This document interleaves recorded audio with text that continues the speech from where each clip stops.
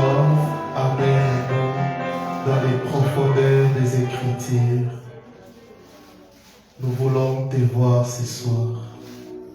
Parlez-nous. Au nom puissant et glorieux de Yahushua, nous avons ainsi prié. Amen. Amen. Je salue particulièrement les gens qui nous suivent sur notre chaîne et sur les réseaux sociaux. Excusez-nous pour ce petit retard. La révélation de Yahushua. Nous sommes toujours dans notre premier chapitre avant l'incarnation. La révélation de Yahushua avant l'incarnation. Les premiers points, nous avons parlé de la révélation de Yahushua dans tous les âges. Et les deuxièmes points, nous avons parlé qui peut nous rappeler. Le deuxième point, c'était quoi? Les apparitions de Yahushua HaMashiach avant l'incarnation. Il faut relire les notes. Nous sommes dans une formation biblique. Et le troisième point, nous avons parlé de Yahushua HaMashiach dans les lois. Dans la loi. Yahushua HaMashiach dans la loi, dans la Torah. Et nous avons encore parlé, les mardis passés, les points 4, nous avons parlé de Yahushua HaMashiach dans les psaumes. Nous avons vu ça. Et cinquièmement, nous avons parlé de Yahushua HaMashiach dans les prophéties messianiques. Là, c'est le cinquième point. Et pour ce soir, oh Seigneur,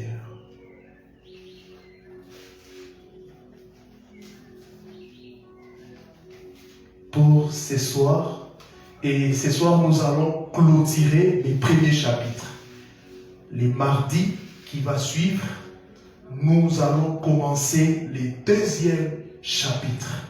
Amen.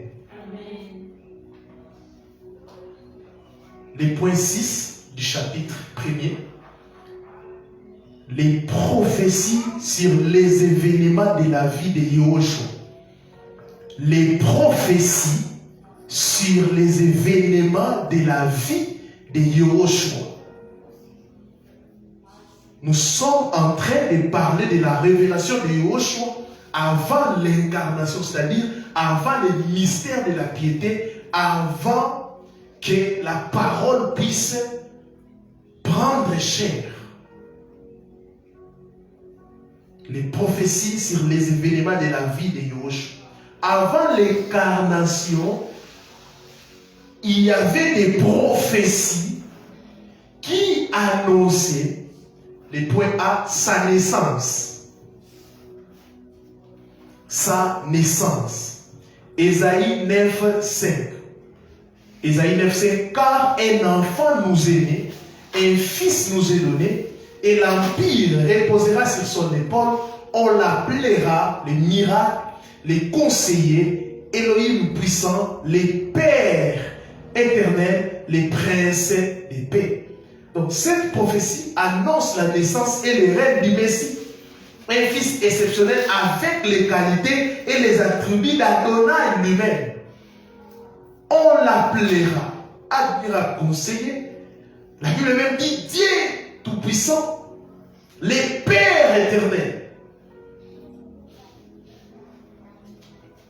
Ésaïe 7, le verset 14. C'est pourquoi le Seigneur lui-même vous donnera un signe. Voici une vierge sera enceinte et elle enfantera un fils et on lui donnera le nom d'Emmanuel. Emmanuel veut dire Elohim avec nous. Elohim avec nous. Les pères avec nous. Les créateurs avec nous. Là, c'est Ésaïe qui annonce la naissance de Yahushua. L'un des signes qui devrait permettre aux Juifs de reconnaître le Messie, c'est sa naissance miraculeuse. Sa naissance miraculeuse. Matthieu chapitre 1, à partir du verset 18 jusqu'au verset 23. Voici de quelle manière arriva la naissance de Yahushua Mashiach. Comme Marie, sa mère, ayant été fiancée à Yosef, se trouva enceinte par l'opération du Saint-Esprit afin qu'ils aient habité ensemble. Yosef, son époux, qui était un homme juste et qui ne voulait pas la diffamer, se proposa de la répudier secrètement. Mais comme il pensait, voici l'ange du Seigneur lui apparut en songe et lui dit: Yosef, fils de David, ne crains pas de prendre avec toi Marie ta femme, car l'enfant qu'elle a conçu est du Saint-Esprit. Elle enfantera un fils et tu lui donneras le nom de Yehoshua à Mashiach. Le nom de Yehoshua. Yehoshua veut dire Yahweh est sali. Car c'est lui qui sauvera son peuple de ses péchés. Vous voyez, les noms que le Seigneur portait, ces noms-là définissaient aussi sa mission. Parce qu'en Israël, on ne donnait pas les noms comme aujourd'hui. La personne, on donnait les noms par rapport aussi à la mission de la personne. Alléluia. Amen. Tout cela arriva afin que s'accomplisse ce que le Seigneur avait annoncé par les prophètes. Vous voyez, les prophètes ont annoncé sa naissance. Ils ont annoncé sa naissance. Voici, la Vierge deviendra enceinte et elle enfantera un fils. Et on lui donnera le nom de Manuel, ce qui signifie Elohim avec nous. Elohim au milieu de nous. Yahweh descendit en forme de chair pour sauver. Pourquoi ces choses? Pourquoi nous voyons ces choses? C'est la Bible répond, tout cela arriva afin que s'accomplisse ce que le Seigneur avait annoncé par les prophètes. Par les prophètes, le Seigneur avait annoncé la naissance du Messie, la naissance de Mashiach, la naissance de Yahushua a été annoncée bien avant. Yahweh est fidèle. Amen. Il prend au sérieux sa parole. Amen. Et si on a annoncé sa naissance et accompli, bien aimé, son retour aussi. Les apôtres l'ont annoncé, même les prophètes l'ont annoncé, il reviendra pour juger. Amen. Si vous lisez aussi Luc 1, 26 à 27.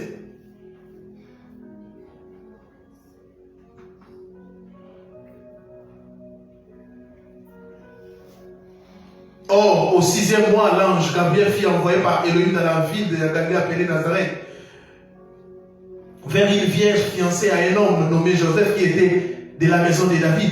Et le nom de la vierge était Marie. Et l'ange étant entré dans les lieux où elle était, elle lui dit: je te salue, toi à qui une grâce a été faite.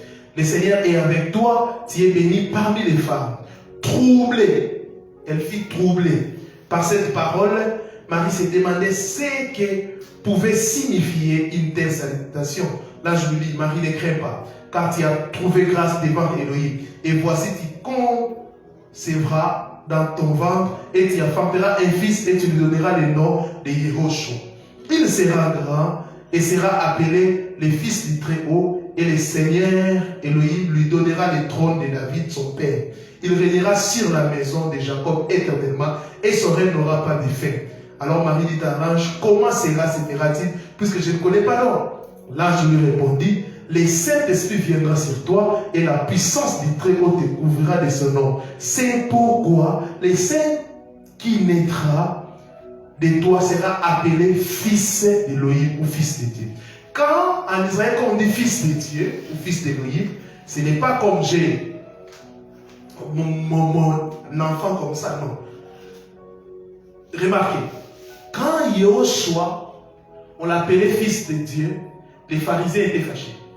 Alléluia. Amen. Il disait quoi? Il a blasphémé, il a dit qu'il est Dieu. Amen. Amen. Alléluia. Amen. Alléluia. Amen. et voire même les liens de la naissance du Messie a été révélé par le prophète Michée. Michée 5:1. Mais toi, Bethléem Ephrata, petite pour être parmi les milliers de Juda, de toi sortira pour moi quelqu'un pour être dominateur en Israël, dont l'origine remonte aux temps anciens, aux jours de l'éternité. On précise même les liens de la naissance du Messie. Yoshua Hamashiach, le Père de vie, est né à Bethléem, qui signifie maison du Père. Alléluia. Il est le Père de vie. Il est né à Bethléem, qui signifie maison du Père, au temps du roi Hérode. Tout cela, les prophètes l'ont prédit. Alléluia. Amen. Luc 2, 4-7. Et Joseph aussi monta de la Galilée, de la ville de Nazareth, pour se rendre en Judée dans la ville de David, appelée Bethléem. Luc 2, 4-7. Parce qu'il était de la maison de la famille de David, afin de se faire enregistrer avec Marie, sa fiancée qui était enceinte. Pendant qu'ils étaient là, le temps où Marie devait accoucher arriva. Oh! Et elle affanta son fils premier-né, et elle la malade et les coucha dans une crèche, parce qu'il n'y avait pas de place pour eux dans l'hôtellerie. Vous voyez comment Elohim est fidèle? Amen. Et il partait pour s'enregistrer, dit la parole, pour se faire enregistrer. Or, Yahweh avait un plan. C'est quand ils sont arrivés à Bethléem que le temps d'accoucher pour Marie arriva. Vous voyez? Ne négligez pas des détails prophétiques. Ne négligez pas des détails prophétiques. La prophétie doit être trouvée là où le Seigneur a précisé. Plusieurs personnes n'ont pas encore touché leur prophétie parce qu'ils ne sont pas dans leur poste. Habakkuk dit, j'étais à mon poste. Quand ils sont venus à Bethléem, le temps d'accoucher est arrivé. Alléluia. Le jour que tu seras à Bethléem, l'endroit où la prophétie devrait s'accomplir, tu verras l'accomplissement.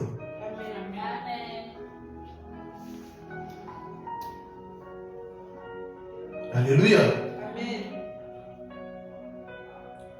Et Matthieu 2:1-6 confirme que Yoshua étant né à Bethléem, ville de Juda, au temps des rois Exode, voici les mages d'Orient arrivèrent à Jérusalem en disant, où est le roi des Juifs qui vient de naître? Car nous avons vu son étoile en Orient, nous connaissons le passage, nous voyons que les prophètes, ils ont annoncé la naissance du Messie, ils ont donné même les liens, ils ont donné même l'endroit où il devrait naître. B, sont régés par les Juifs. A, on a parlé de sa naissance qui a été annoncée par les prophètes, sont régés par les chefs juifs. Les points B sont régés par les chefs juifs. Psaume 118, le verset 22. La pierre que les architectes avaient rejetée est devenue la principale des langues. Cette prophétie annonçant le rejet du Messie par les chefs juifs lors de sa première venue s'est effectivement accomplie. Alléluia. Amen. Les chefs juifs l'ont rejeté.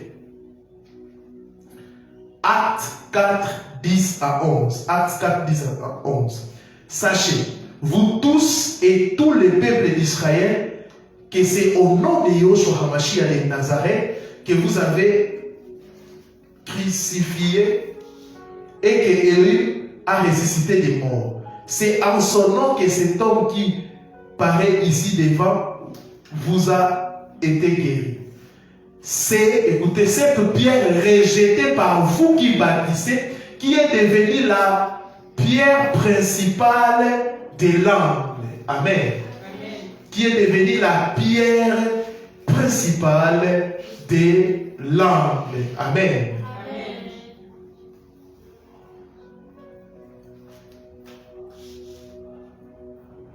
Ceux qui bâtissent, ce sont ceux qui œuvrent pour propager la connaissance de la Torah, à savoir les autorités religieuses d'Israël. Amen. Amen. 1 Pierre 2,4, le Seigneur Yoshua est la pierre rejetée par les hommes de ce monde, mais laquelle tous sont invités à se rapprocher. C'est pour cela 1 Pierre 2,4 dit: approchez-vous de lui. Il est la pierre vivante, rejetée par les hommes, mais choisie et précieuse devant Elohim, rejetée par les hommes. Alléluia. Amen. Les prophètes ont parlé de son rejet par les chefs juifs.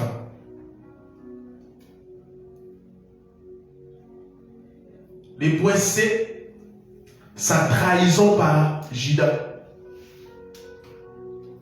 Ils ont parlé de sa trahison, ils ont annoncé sa trahison par Judas.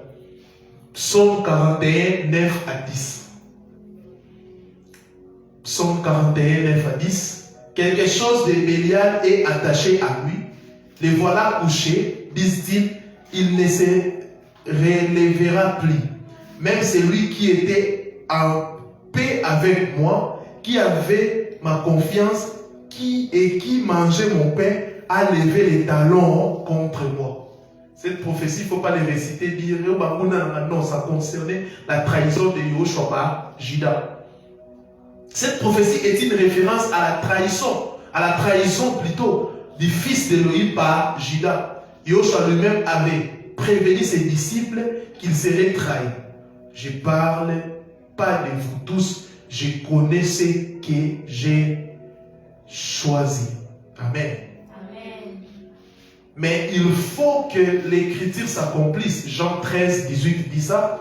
C'est lui qui mange le pain avec moi a levé son talon contre moi. Ici, nous voyons le Seigneur faire allusion.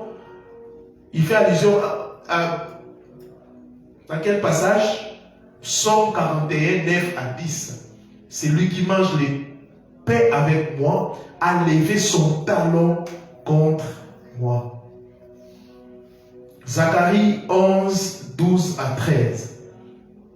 Zacharie 11, 12 à 13. Je leur dis, s'il vous semble bon, donnez-moi mon salaire, sinon, ne me le donnez pas. Alors ils pesèrent pour mon salaire 30 pièces d'argent. Yahweh me dit, jette-les au potier, c'est prix honorable auquel ils m'ont estimé. Alors j'ai pris les 30 pièces d'argent et les jeter dans la maison de Yahweh pour les potiers. Quand vous lisez ces passages de Zacharie, plusieurs ne comprennent pas ça.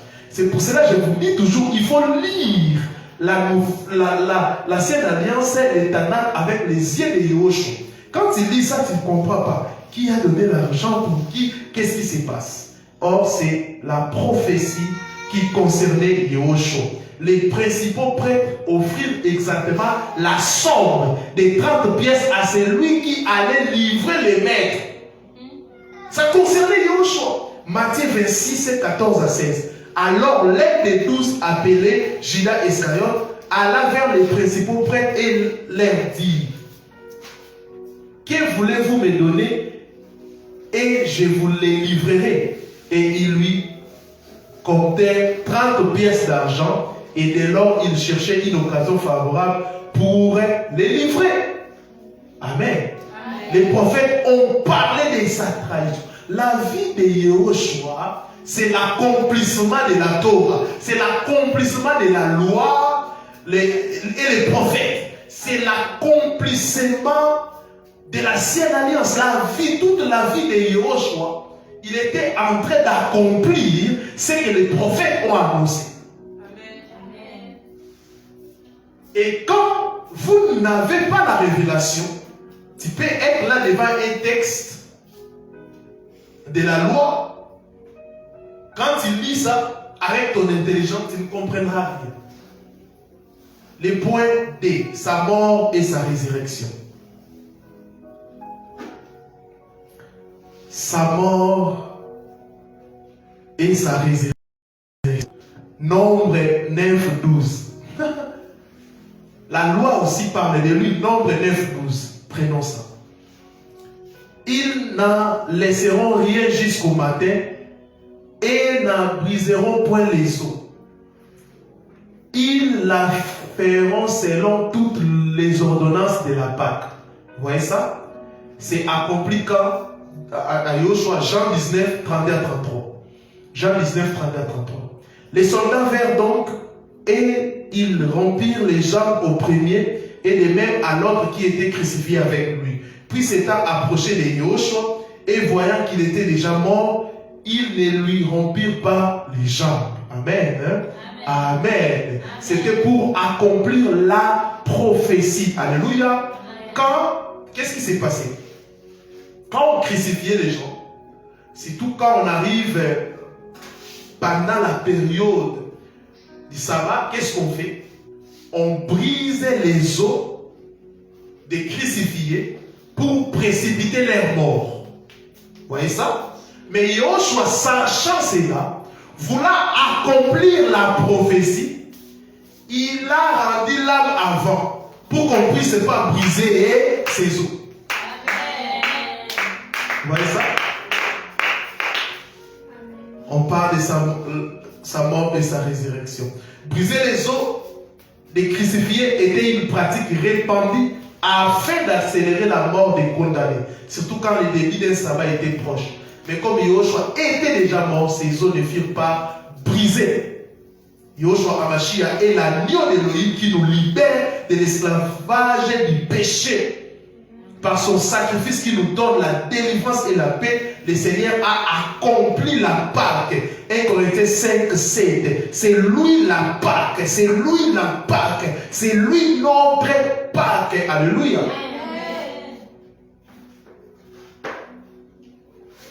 Et aucun prophète, aucun fondateur des autres religions n'a connu la résurrection d'entre les morts. Yoshua seul a vaincu la mort puisqu'il est ressuscité et n'a plus connu la mort. Alléluia.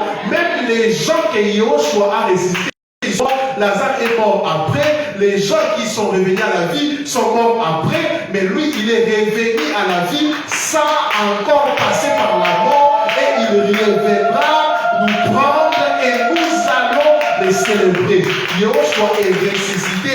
Il n'est plus revenu à la mort. Le tombeau est vide. Le tombeau est vide. Le tombeau est vide. Aucun prophète, aucune personne ici est. Mais Mahomet, il est mort. Nous connaissons sa tombe. Kimbaru est mort. Nous connaissons sa tombe. Oui. Nous connaissons, il n'est plus revenu à la vie. Branham, il est en train de pourrir aux États-Unis. Nous connaissons sa tombe. Cite-moi ton soi-disant prophète. Et je te dirai comment il est mort. Branham est mort par un accident. Ah oui. Par un accident de circulation. Et ces adeptes pensaient qu'il ne va revenir à la vie. C'est pour cela qu'ils ont annoncé sa mort très tard. Pourquoi? Ils pensaient qu'il va revenir à la vie. Ils ont attendu longtemps. Mais je connais un homme. L'homme des 33 ans, l'homme de la croix. Le Dieu tout-puissant. Il est mort.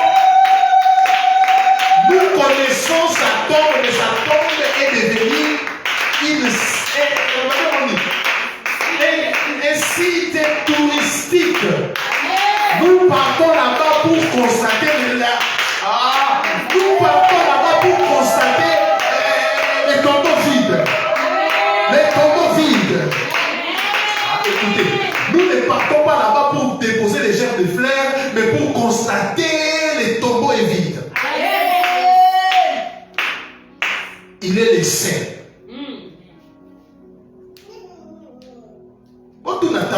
Meka Abambani. Nous avons connu les dieux ici, des Mukuna, des Kadima. Ils sont.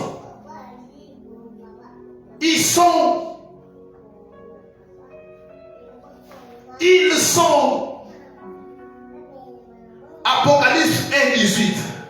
J'étais mort et voici, je suis vivant d'âge en âge. Amen. Et je tiens les clés de l'enfer et de la mort. C'est Yahushua qui tient les clés de l'enfer et de la mort. Alléluia. C'est lui qui est le propriétaire même de la mort. Amen. Quand on te donne les clés d'une maison, c'est-à-dire la maison t'appartient. Amen. Alors la mort n'a plus le pouvoir. Et la résurrection de Yahushua HaMashiach constitue les fondements de la foi chrétienne. Sans la résurrection, la foi chrétienne est vaine. Amen. J'étais mort et voici, je suis vivant d'âge en âge. Amen. D'âge en âge. Alléluia. Amen. Tu mourras, cher prophète, mais Yahushua sera toujours vivant. Amen. Et je tiens les clés de l'enfer et de la mort. L'enfer ici c'est Hades, le séjour des morts. Il détient les clés.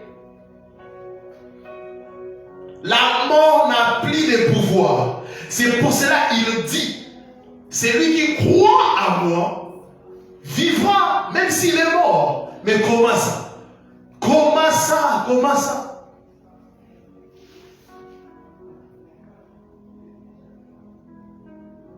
En dehors de cet homme, il n'y a pas la vie. Amen. C'est lui le véritable Dieu. Dieu là, c'est lui. C'est Yahushua. Le Père éternel, comme Esaïe dit. En dehors de lui, il n'y a pas de salut. Oh, nous prions. On prie le même Dieu, mais vous avez votre prophète qui est Jésus. Mensonge. Les dieux là que vous faites allusion, c'est lui. Le chemin, la vie et la vérité. Amen.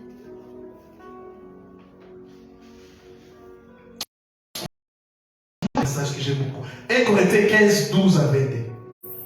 1 Corinthiens 15, 12 à 22. Or, si l'on prêche que Mashiach est ressuscité des morts, comment quelques-uns d'entre vous disent qu'il n'y a pas de résurrection des morts? Car s'il n'y a pas de résurrection des morts, Mashiach aussi n'est pas ressuscité. Et si Mashiach n'est pas ressuscité, notre prédication est donc vaine et votre foi aussi est vaine.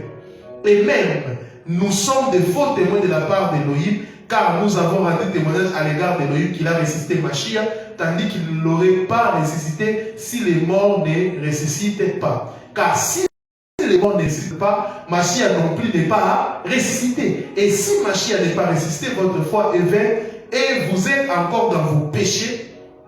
Et par conséquent aussi, ceux qui donnent à Mashiach sont perdus. Si nous n'avons d'espérance à Mashiach que pour cette vie seulement, nous sommes les plus misérables de tous les hommes. Mais maintenant, Mashiach est ressuscité des morts. Il est le prémices de ceux qui dorment. Car puisque la mort est venue par un seul homme, c'est aussi par un homme qu'est venue la résurrection des morts.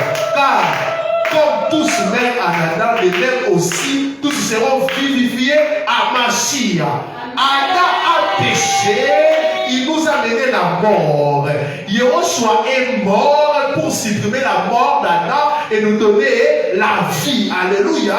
Nous donner la vie, nous donner la vie. Il est mort pour nos péchés, il est ressuscité pour nous donner la vie éternelle. En mourant, il nous a pardonné les péchés, il a détruit les péchés adamiques. En ressuscitant, il nous a donné la vie, la vie, la vie, la vie éternelle.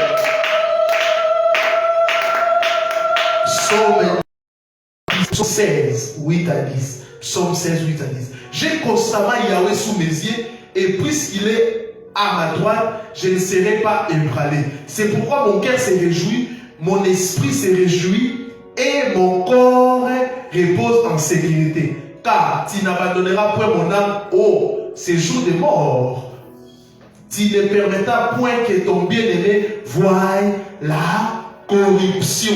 Ça parlait de Yoshua. Yoshua n'a pas vu la corruption. Son âme n'était pas abandonnée à un séjour des morts. Oh yes. 1 Corinthiens 15, 1 à 8. Or mes frères, je vous rappelle l'évangile que je vous ai annoncé, que vous avez reçu et dans lesquels vous demeurez ferme et par lesquels vous êtes sauvés. Si vous les retenez tels que je vous l'ai annoncé, à moins que vous n'ayez cru en vain. Car avant toute chose, je vous ai donné ce que j'avais aussi reçu, à savoir que Mashiach est mort pour nos péchés, selon les Écritures, et qu'il a été enseveli, et qu'il est ressuscité le 3e jour, selon les Écritures, et qu'il a été vu par Céphas, et ensuite par les 12. Depuis qu'il a été vu par plus de 500 frères à la fois, waouh! Donc les gens ont vu, plus de 500 personnes ont vu la résurrection de Yoshua. Donc plusieurs sont encore vivants. Ce sont des choses à tester. Et quelques-uns sont morts. Depuis, il est apparu à Jacques, puis à tous les apôtres. Après eux tous, il m'est apparu à moi aussi comme un avorton. Vous voyez ça? Tous les éléments vus dans cette première chapitre nous permettent de réaliser que Yoshua HaMashiach est bel et bien au cœur des écrits du Tanakh et l'objet principal des prophéties. Il est l'objet principal des prophéties. Amen. La synthèse de la Bible, c'est Yoshua HaMashiach. Ces mystères restés longtemps cachés dans les âges passés et à présent manifestés au sein des derniers temps à tous ceux qui cherchent Elohim de tous les cœurs afin qu'ils reçoivent la révélation de Yoshua HaMashiach. La résurrection de Yoshua est réelle. Amen. Car les apôtres ont attesté cela.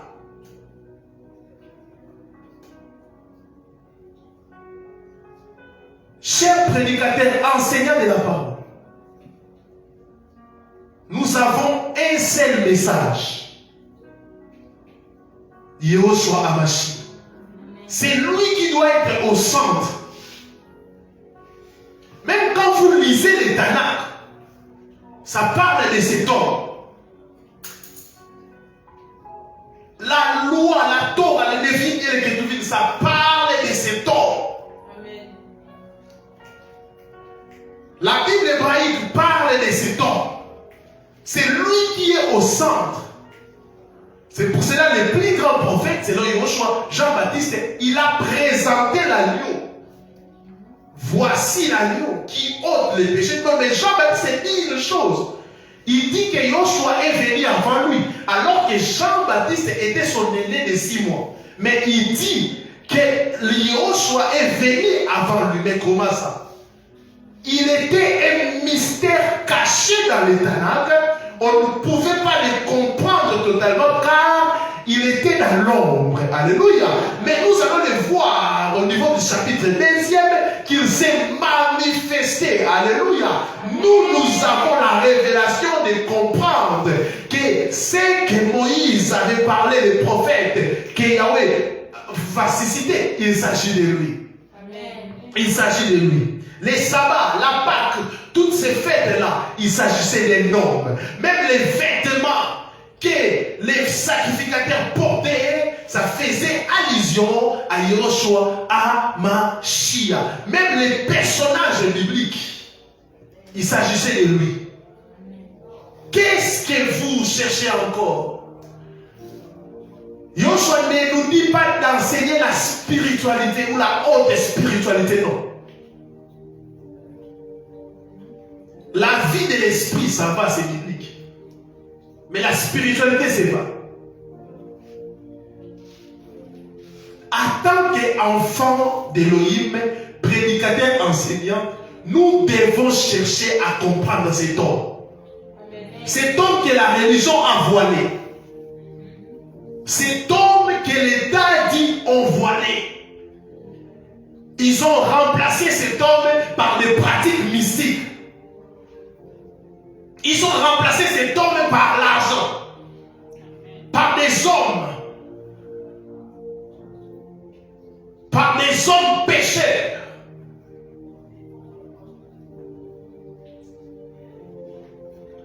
On doit croire à un seul message. Et les messagers, c'est Yoshua. Oui. Hébreu le dit, à ces temps, Elohim nous parle à travers le Fils. À travers le Fils. Pas à travers les prophètes.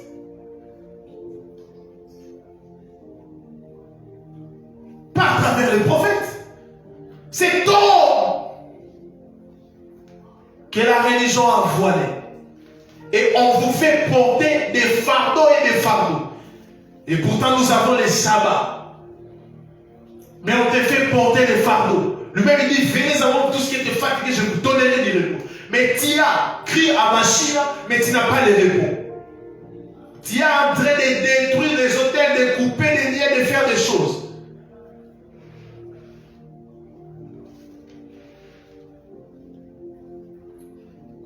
La paix que tu cherches, c'est à Yoshua.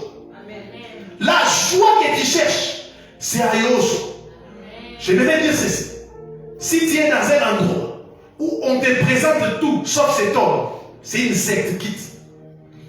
Si tu es dans un endroit où on mélange aussi, on dit, il y a cet homme, il y a aussi des prophètes, il y a aussi des gens qui peuvent t'aider, quitte cet endroit. Alléluia. Amen. Nos regards, même les conducteurs et tous les fidèles doivent fixer leurs yeux à l'agneau qui sauve. En d'autres termes, nous les serviteurs, nous sommes que des panneaux de signalisation pour montrer l'agneau. Il a vaincu. Il a les clés de la mort et des séjours de mort. Il est ressuscité. En lui, il y a la vie. Et si on les mélange avec des prophètes, avec d'autres personnes, nous sommes en train d'insulter l'œuvre de la croix. Nous sommes en train d'insulter l'œuvre de la croix. On a même des églises qui portent les noms des soi-disant prophètes. Blasphème. Quand nous disons réforme, c'est un retour radical vers cet homme. Vers cet homme. Cet homme qui a marqué l'histoire. Cet homme qui a bougé le monde. Cet homme qui a vaincu.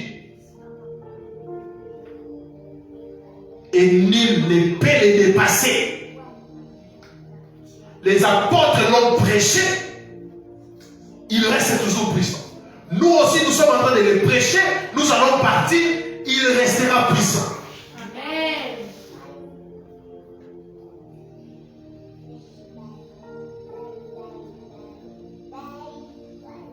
Sans la résurrection, il n'y a pas la vie éternelle. Amen. Est-ce qu'on peut adorer cet homme?